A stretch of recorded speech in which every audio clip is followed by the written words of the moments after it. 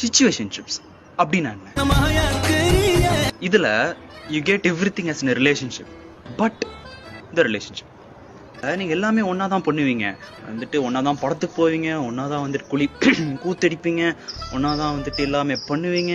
ஆனா relationship never. இந்த கர்மம் இருக்குல்ல, இது வந்துட்டு ஸ்டார்டிங்ல எல்லாம் பெருசா தெரியாது. 10 months அப்போதான் வந்துட்டு they become aware, they become woke and they broke up. பிரேக்கப்பா? அவங்க ரிலேஷன்ஷிப்ல இல்லையே. But even though you're not in the perfect relationship, you know, the feelings develop பண்ணிட்டீங்கன்னா it hurts than getting kicked in the balls.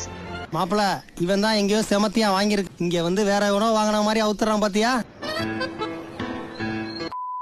இதை விட நான் சிம்பிளா சொல்லணும் சரிங்களா, they are cheating on their future partner. Okay, அதான் இந்த ஜென்சி டேர்ம்ஸ்லாம் இருக்குல்ல, ரொம்ப கன்றாவியா இருக்குடா.